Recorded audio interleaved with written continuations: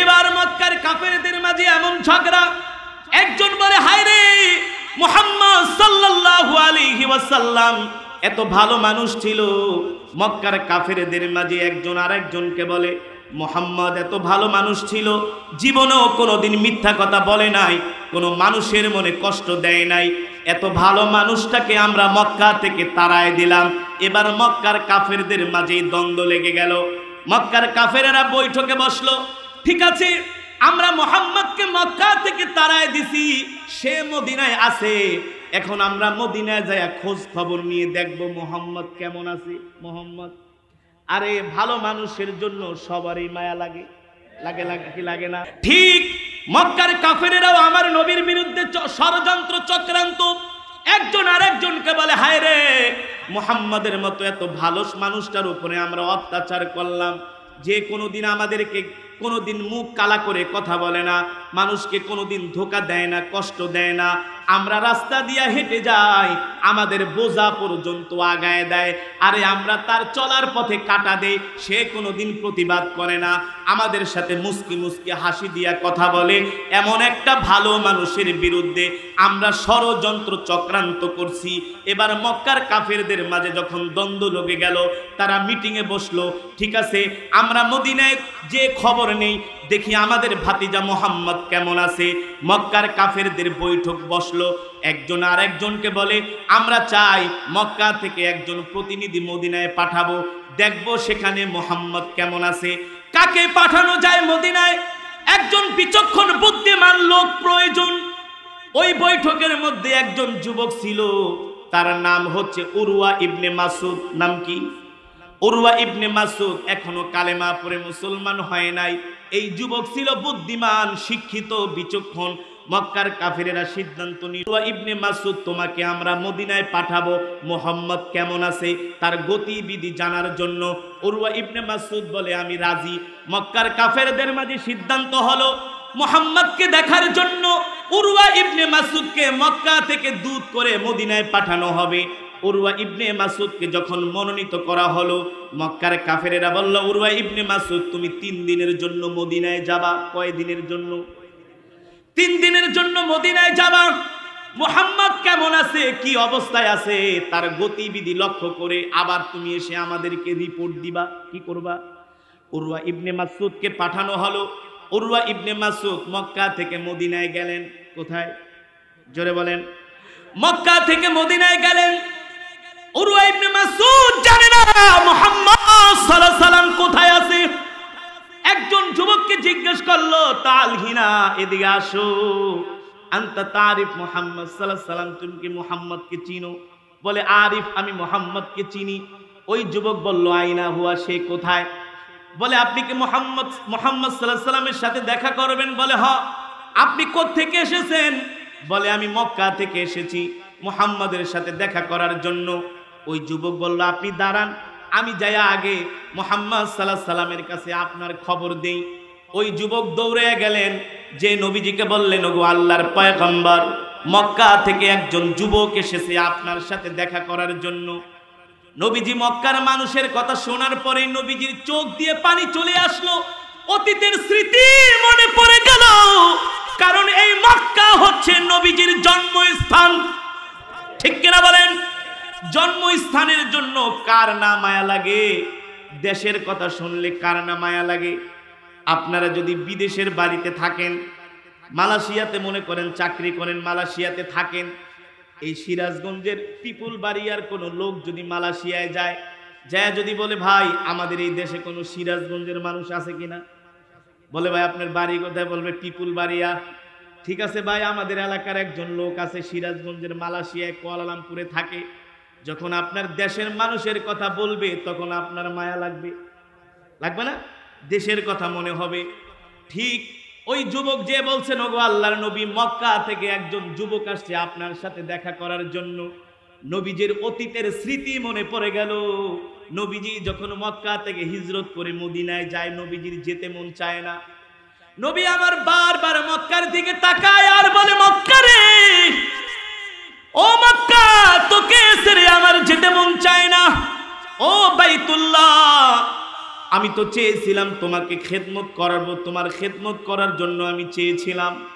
ও বাইতুল্লাহ, তোমাকে ছেড়ে আমার যেতে মন চায় না, কিন্তু মক্কার কাফেরেরা আমার বিরুদ্ধে এত ষড়যন্ত্র চক্রান্ত করে আমি আর মক্কায় থাকতে পারলাম না। নবীজি বারবার মক্কা থেকে যখন হিজরত করে মদিনায় যায়, বারবার নবী আমার মক্কার দিকে তাকায় আর চোখের পানি ফেলে। নবীজির মক্কা ছেড়ে যেতে মন চায় না। যখন নবীজি ওই যুবককে বললেন, কোথায় আমার দেশের মানুষটাকে ডাক দিয়া নিয়ে আসো, ওই যুবকের কাছে যে বলল, উরওয়া ইবনে মাসউদকে আসেন আসেন, মুহাম্মদ সাল্লাল্লাহু আলাইহি সাল্লাম আপনাকে ডাকতেছে, আপনার সাথে দেখা করবে। নবীজি ঘরের দরজার সামনে দাঁড়ানো, উরওয়া ইবনে মাসউদ হেঁটে হেঁটে আসছেন। নবীজি মক্কার মানুষ দেখে নবীজি আবেগ ধরে রাখতে পারলেন না, জন্মভূমির মায়ায় নবীজি দাঁড়ায় গেলেন। দেখে উরওয়া ইবনে মাসউদ নবীজির দিকে হেঁটে হেঁটে আসতেছেন। উরওয়া ইবনে মাসউদকে দেখে নবীজি বললেন, আহলান ওয়া সাহলান মারহাবান তাইয়িবান। উরওয়া ইবনে মাসউদ যখন নবীজির কাছে গেলেন, দয়ার সাগর রহমাতুল লিল আলামিন উরওয়া ইবনে মাসউদকে জড়ায় ধরলেন। আল্লাহু আকবার। উরওয়া ইবনে মাসউদ যখন নবীজি জড়ায় ধরলেন, উরওয়া ইবনে মাসউদ বলে, হায় রে, এই মানুষটাকে আমরা মক্কায় এত কষ্ট দিয়েছি, এত জুলুম করেছি, এত নির্যাতন করেছি, মনে করেছিলাম সে আমার চেহারা দেখার পরে আমার দিকে আর ফিরেও তাকাবে না, কারণ যাকে এত কষ্ট দিয়েছি, এত নির্যাতন করে দেশ থেকে বের করে দিয়েছি।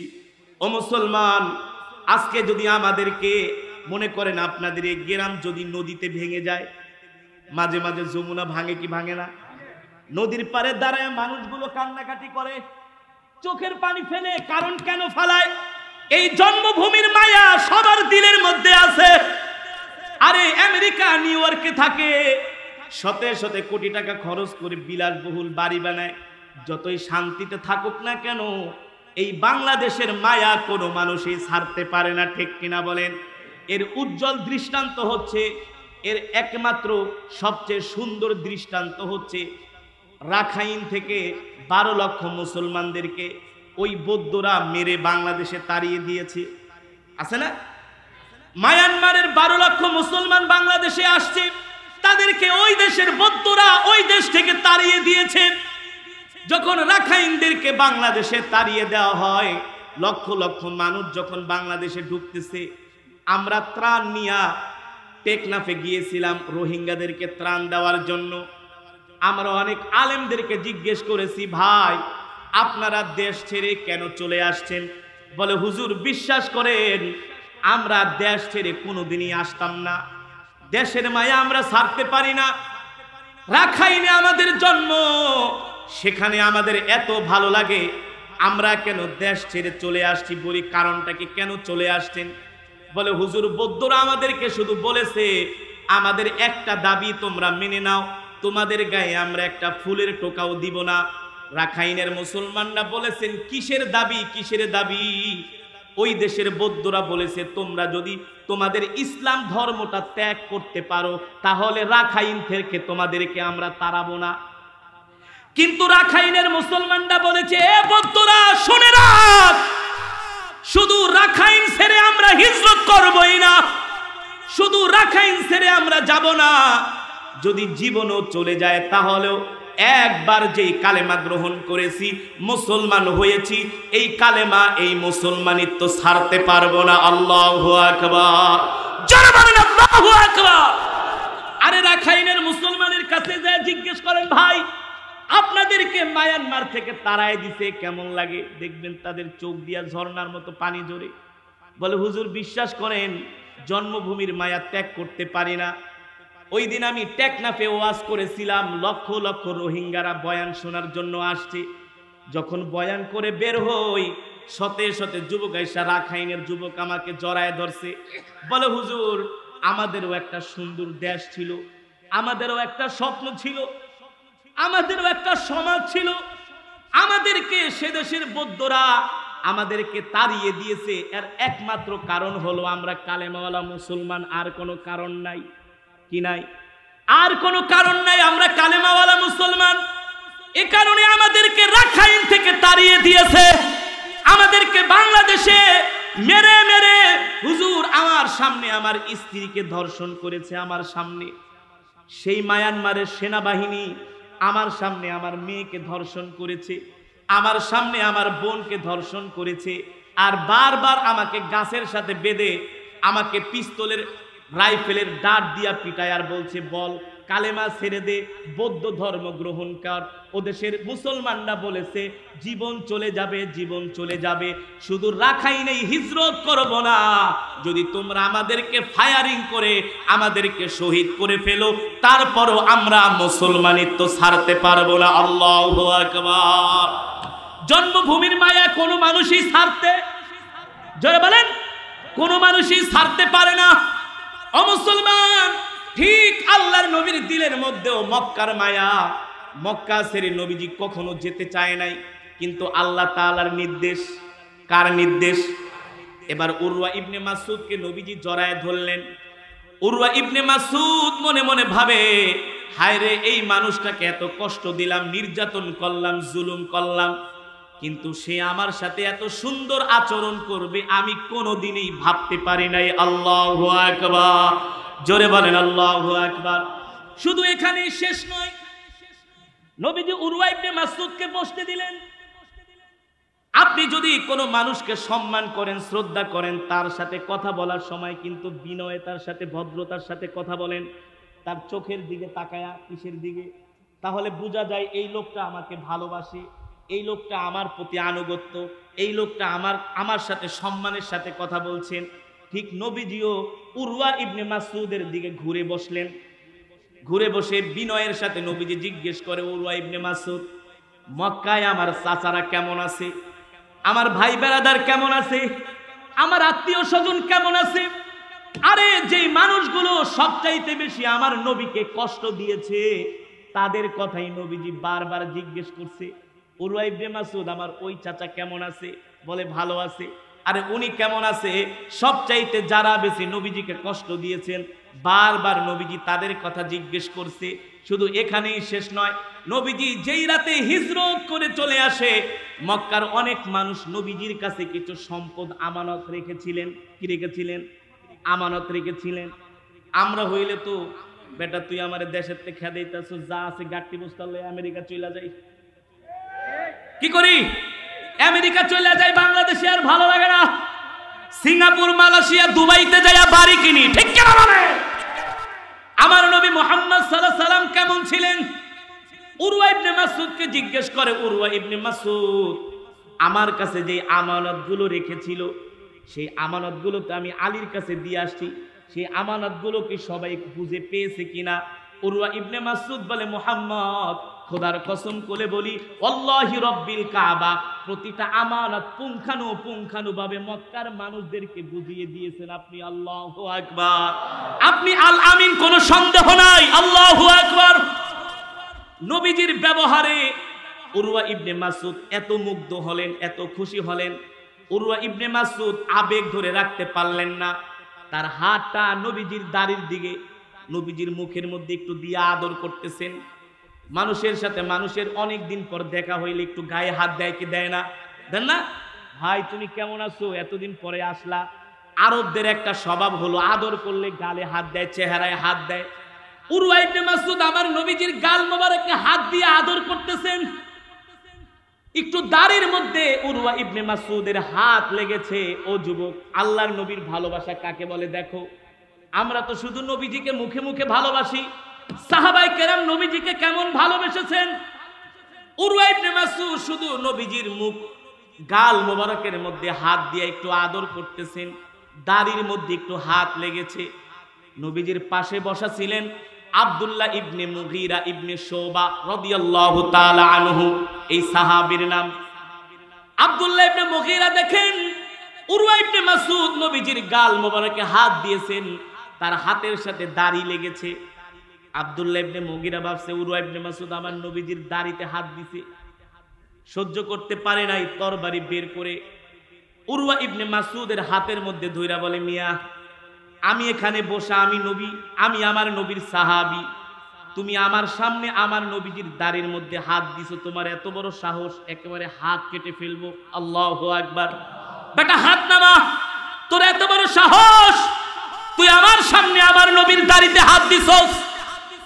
উরওয়া ইবনে মাসউদ মনে মনে ভাবে, হায় রে, আসলে তো আমি মুহাম্মদ সাল্লাল্লাহু আলাইহি সাল্লামের দাড়িতে হাত দেই নাই, আমি তো আদর করে তার মুখমণ্ডলে তার গালের মধ্যে একটু আদর করতেছিলাম। কিন্তু তার সাহাবী এইটাও বরদাস্ত করতে পারে নাই। তারা মনে করেছে আমি মুহাম্মদ সাল্লাল্লাহু আলাইহি সাল্লামের দাড়িতে হাত দিছি, সহ্য করতে পারে নাই। সাহাবী তরবারি বের করে বলে, বেটা হাত নামা, আমাদের সামনে আমার নবীর দাড়ি মোবারকে হাত দিবি, আমি সাহাবী কোনোদিন সহ্য করব না। আল্লাহু আকবার। উরওয়া ইবনে মাসউদ ছিলেন শিক্ষিত মানুষ, যা বোঝার বুঝে গেছে। হায় রে, এই লোকটাকে আমরা মক্কায় এত অপমান, এত নির্যাতন, এত জুলুম করেছি, আর এই মদিনার মানুষগুলো তাকে এত ভালোবাসে, শুধু একটু দাড়িতে হাত দিছি আর তরবারি বের করে হাতের মধ্যে রাখছে, যদি কোনো বেয়াদবি করি কল্লা উড়ায় দিবে। আল্লাহু আকবার। উরওয়া ইবনে মাসউদ একদিন নয়, 2 দিন নয়, 3 দিন পর্যন্ত ছিলেন নবীজির দরবারে। নবীজি ওযু করে নামাজের সময় হয়ে গেছে, একজন সাহাবী নবীজিকে ওযু করার জন্য পানি ঢেলে দিচ্ছেন, আর সাহাবায়ে কেরাম এসে চতুর্দিক থেকে একেবারে ঘেরাও ধরে নবীজি যে ওযু করতেছেন ওই ওযুর পানি সাহাবীরা জমিনে পড়তে দেয় না, হাতের তালুতে নিয়ে শরীরের মধ্যে মাখতেছেন বরকতের জন্য। উরওয়া ইবনে মাসউদ বলে, হায় রে, মানুষের ওযুর পানিও আর মানুষেরা বরকত লাভের জন্য হাতের মধ্যে নিয়ে শরীরে মাখে, এটা তো জীবনেও দেখে নাই। আল্লাহু আকবার। সাহাবায়ে কেরাম নবীজিকে কেমন ভালোবাসতেন, কতটা ভালোবাসতেন, নবীজির ওযুর পানি পর্যন্ত সাহাবায়ে কেরাম জমিনে পড়তে দেয় না। নবীজি থুতু ফালায়, সাহাবীরা হাতের মুঠে থুতু নিয়া শরীরের মধ্যে মাখতে থাকে, সারা শরীরে আতরের মতো সারা শরীরে। উরওয়া ইবনে মাসউদ বলে, হায় রে, যেই লোকটাকে আমরা মিথ্যাবাদী বলেছি, যেই লোকটাকে আমরা জাদুকর বলেছি, তার থুতুও দেখি এখন মদিনার মানুষ ভাগে পায় না। আল্লাহু আকবার বলে, তার থুতুও মদিনার মানুষ। এখানেই শেষ নয়, নবীজির শরীর মোবারকে সিঙ্গা লাগিয়েছেন, শরীর থেকে কিছু রক্ত বের হয়েছে, ওই রক্তটা একটা শিশির মধ্যে করে নবীজি সাহাবী আব্দুল্লাহ ইবনে জুবাইরকে ডাক দিয়া বলে, এদিকে আসো, এই রক্তগুলো তুমি জমিনের মধ্যে দাফন করে দাও। আব্দুল্লাহ ইবনে জুবাইর রাদিয়াল্লাহু তাআলা আনহু সেই রক্ত ভরা শিশিটা নিয়া যখন জমিনের মধ্যে রক্তগুলো ফেলবে, আব্দুল্লাহ ইবনে জুবাইর মনে মনে ভাবে, হায় রে, কলিজার টুকরা বিশ্ব নবীর রক্তগুলা জমিনের মধ্যে ফালাবো, এটা কোনোদিন হতে পারে? আমি আমার নবীর রক্ত জমিনে ফালাবো, সেটা যেই রক্তই হোক, সিঙ্গা লাগাইছে হোক, কিন্তু নবীর রক্ত জমিনে পড়তে দেওয়া যাবে না। আল্লাহু আকবার। নবীর রক্ত জমিনে পড়তে দেওয়া যাবে না। নবীজির প্রতি কেমন সাহাবায়ে কেরামের ভালোবাসা ছিল। আব্দুল্লাহ ইবনে জুবাইর রাদিয়াল্লাহু তাআলা আনহু মনে মনে ভাবে, একটা কাজ করি, রক্তগুলো আমি নিজে টান দিয়া খেয়ে ফেলি। বোতলের মুখা খুলে এক টান দিয়া রক্তগুলো খেয়ে ফেললেন। আল্লাহু আকবার। আরে আমার নবী তো বিচক্ষণ নবী, বুদ্ধিমান নবী। আল্লাহু আকবার বলেন। সাহাবী যখন রক্তগুলো খেয়ে ফেললেন, এবার খালি বোতল নিয়ে নবীজির কাছে গেছেন। খালি বোতল নিয়ে নবীজি বলে, সাহাবী, রক্ত কি করলা? মুস্কি মুস্কি হাসতেছে নবীজি। সাহাবী আব্দুল্লাহ ইবনে জুবাইর বলেন, ওগো নবীজি রাহমাতুল লিল আলামিন, আপনার রক্ত আপনি আমাকে বোতলে ভরে দিয়েছেন জমিনে দাফন করার জন্য। আমি যখন রক্তের বোতলটা নিয়ে জমিনের মধ্যে ফেলতে যাব, আমার মন মানতেছে না। হায় রে, কলিজার টুকরা বিশ্ব নবীর রক্ত জমিনে পড়বে, আমি সাহাবী এটা মানতে পারি না। ওগো নবীজি, আপনার মহব্বতে আমি এক টান দিয়া রক্তগুলো খেয়ে ফেলেছি। আল্লাহু আকবার। রাহমাতুল লিল আলামিন বলে, এ সাহাবী, তুমি শুনে রাখো, যার শরীরের মধ্যে মুহাম্মদ সাল্লাল্লাহু আলাইহি সাল্লামের রক্ত ঢুকেছে, তার জন্য আল্লাহ তাআলা জাহান্নামের আগুনকে হারাম করে দিয়েছে। আল্লাহু আকবার। ও সাহাবী, যেই শরীরের মধ্যে মুহাম্মদ সাল্লাল্লাহু আলাইহি সাল্লামের রক্ত ঢুকেছে, তার জন্য আল্লাহ জাহান্নামের আগুন হারাম করে দিয়েছে। আল্লাহু আকবার। ও মুসলমান, উরওয়া ইবনে মাসউদ তো এই দৃশ্য দেখে অবাক হয়ে গেল। এখানেই শেষ নয়, মুসলমানদের সাথে কাফেরদের একটা যুদ্ধ হয়েছিল, সেই যুদ্ধের নাম হচ্ছে উহুদের যুদ্ধ। কি যুদ্ধ? উহুদের যুদ্ধে মুসলমানদের বিপর্যয় ঘটেছিল। কাফেররা যখন চতুর্দিকে হামলা করলেন, মুসলমান ছড়িয়ে ছিটিয়ে গেলেন, আর কাফেরেরা এসে নবীজির উপরে আক্রমণ শুরু করলেন।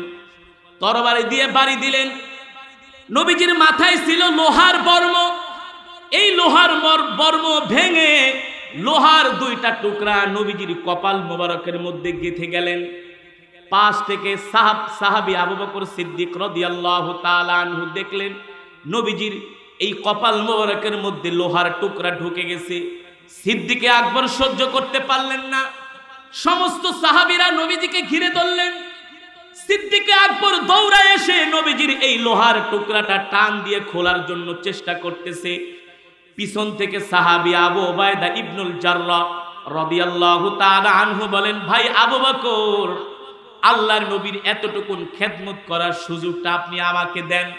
আমি চাই আমি আমার দাঁত দিয়া কামড় দিয়া আল্লাহর নবীর এই কপাল মোবারক থেকে লোহার টুকরাটা উঠায় দিব। আল্লাহু আকবার। সাহাবী আবু উবাইদা ইবনুল জাররাহ লোহার টুকরাটা কামড় দিয়া যখন টান দিলেন, লোহার টুকরাটা উঠলো ঠিকই, সাথে সাথে সাহাবীর একটা দাঁত পড়ে গেল। আল্লাহু আকবার। লোহার আরো একটা টুকরা বাকি আছে। আবু বকর সিদ্দিক বলে, আবু উবাইদা, এই খেদমতটা আপনি আমাকে করার সুযোগ দেন।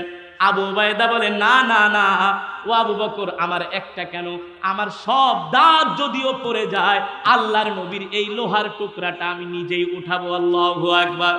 সাহাবী আবু উবাইদা ইবনুল জাররাহ দৌড়ায় এসে আবার লোহার টুকরাটা ধরে টান দিলেন। ইতিহাস সাক্ষী, লোহার টুকরাটা ঠিকই উঠে গেল।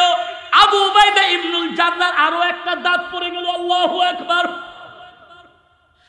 রক্তে নবীজির চেহারাটা লাল হয়ে গেল। পাশে দাঁড়ানো ছিলেন মালিক ইবনে সিনান রাদিয়াল্লাহু তাআলা। নবীজির চেহারা মোবারকের রক্ত দেখে সাহাবী সহ্য করতে পারলেন না। দৌড়ায় এসে মালিক ইবনে সিনান রাদিয়াল্লাহু তাআলা আনহু তার জিহ্বা দিয়ে চেটে চেটে নবীজির চেহারার সব রক্তগুলো মুছে দিলেন। নবীজি তাকায় দেখে সাহাবী শিশু বাচ্চার মতো তার জিহ্বা দিয়ে চেটে চেটে নবীজির চেহারার রক্তগুলো পরিষ্কার করতেছে। নবী আমার এত খুশি হয়ে গেলেন, বলে, মালিক ইবনে সিনান, তুমি তোমার জিহ্বা দিয়ে চেটে চেটে আমার চেহারার রক্তগুলো তুমি পরিষ্কার করে দিলা। ও মালিক ইবনে সিনান, তোমার জন্য সুসংবাদ হলো, লান তামাসসাকান নার, আল্লাহ তাআলা তোমার জন্য জাহান্নামের আগুনকে হারাম করে দিয়েছে। আল্লাহু আকবার। যারা বলেন আল্লাহু আকবার।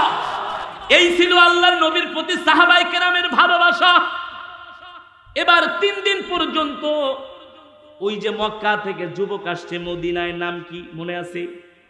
উরওয়া ইবনে মাসউদ। নাম কি? জোরে বলেন। উরওয়া ইবনে মাসউদ রাদিয়াল্লাহু তাআলা আনহু মক্কা থেকে মদিনায় আসছেন।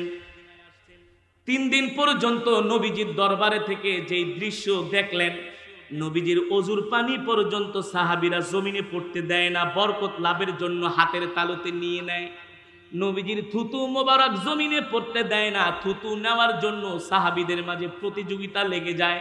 নবীজির রক্ত পর্যন্ত জমিনে পড়তে দেয় না, সেই রক্তগুলো সাহাবীরা খেয়ে ফেলে। আল্লাহর নবীকে, মোট কথা সাহাবীরা তাদের জীবনের চাইতেও আল্লাহর নবীকে ভালোবেসেছেন, ঠিক কিনা বলেন?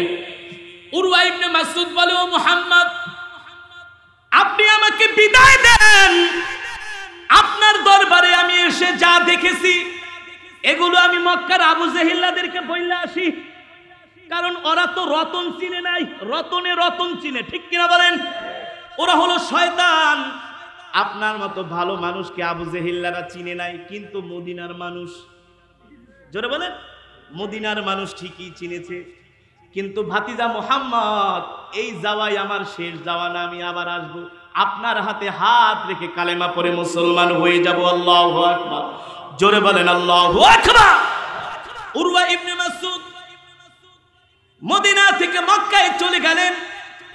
মক্কার মানুষগুলো জেনেছে উরওয়া ইবনে মাসউদ মদিনা থেকে মক্কায় আসছে, মুহাম্মদ সাল্লাল্লাহু আলাইহি সাল্লাম কেমন আছে এই বিষয়গুলো জানার জন্য তারা ছিলেন উদ্গ্রীব। কি ছিলেন? তারা অপেক্ষায় করতেছিলেন কি খবর নিয়ে উরওয়া ইবনে মাসউদ মদিনা থেকে মক্কায় আসে। যখন মদিনা থেকে মক্কায় উরওয়া ইবনে মাসউদ চলে গেলেন, মক্কার কাফেরেরা সন্ধ্যার সময় বিশাল বৈঠক বসছে।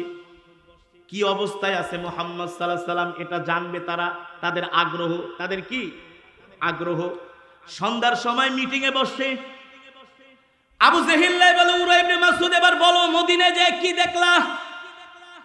উরওয়া ইবনে মাসউদ বলে আবু জেহেল কি দেখছি না দেখছি এই কথা জিজ্ঞেস করার আগে আমি তোমাকে একটা কথা বলতে চাই। আবু জেহেল বলে কি বলবা? উরওয়া ইবনে মাসউদ বলে আবু জেহেল রে, এখনো যদি বাঁচতে চাও এখনো সময় আছে, মুহাম্মদ সাল্লাল্লাহু আলাইহি সাল্লামের হাতে হাত রেখে কালেমা পড়ে মুসলমান হয়ে যাও। জোরে বলেন আল্লাহু আকবার। আবু জেহেলকে বুঝছি তোমাকে মুহাম্মদ জাদু করছে। নাউজুবিল্লাহ বলেন। শয়তানের শয়তানি কথা বলে বুঝছি তোমাকে মুহাম্মদ জাদু করছে। উরওয়া ইবনে মাসউদ বলে আবু জেহেল রে শয়তানি করিস না, মুহাম্মদ আমাকে জাদু করে নাই, আমি মুহাম্মাদের যেই চরিত্র যেই আখলাক যেই ব্যবহার দেখেছি, আমি তার আখলাক ব্যবহার চরিত্র দেখে আমি মুগ্ধ হয়ে গিয়েছি। আল্লাহু আকবার। শুধু আমি মুগ্ধ হই নাই রে আবু জেহেল, শোন আজ পর্যন্ত আমি কত বড় বড় প্রতাপশালী শক্তিশালী ক্ষমতাধর বড় বড় রাজা বাদশাহের দরবারে গিয়েছি, আমি কিসরার দরবারে গিয়েছি, রোম পারস্যের দরবারে গিয়েছি, বাদশাহ নাজ্জাশীর দরবারে আমি গিয়েছি, কিন্তু মুহাম্মদ সাল্লাল্লাহু আলাইহি সাল্লামের দরবারে যে আমি যেই দৃশ্য দেখেছি এই দৃশ্য আমি পৃথিবীর কোন রাজা বাদশাহের দরবারে দেখি নাই। আল্লাহু আকবার। আবু জেহেল বলে কি দেখছো? বলে শোনো আবু জেহেল কি দেখছি, আজ পর্যন্ত কি শুনেছো? মানুষ হাত মুখ ধুইলে তারা তো আর জানে না উযু করে, হাত মুখ ধুইলে সেই পানি নেওয়ার জন্য অন্য মানুষেরা পাগল হয়ে যায়। বলে কি বলে হ্যাঁ। আরে মুহাম্মদ সাল্লাল্লাহু আলাইহি সাল্লাম দেখলাম আজান হচ্ছে, তিনি হাত ধুইতেছেন, ওই হাত ধোয়া পানি নেওয়ার জন্য তার অনুসারীদের মধ্যে প্রতিযোগিতা লেগে গেছে।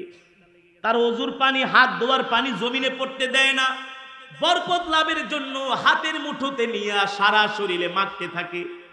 আবু জেহেল বলো কি? বলে এখানে শেষ না বেটা, আরে শুনছস নি মানুষের থুতু নেওয়ার জন্য প্রতিযোগিতা লেগে যায়, কে কার আগে থুতু নিবে, এই দৌড়াদৌড়ি শুরু হয়ে যায়। আবু জেহেল বলে কি?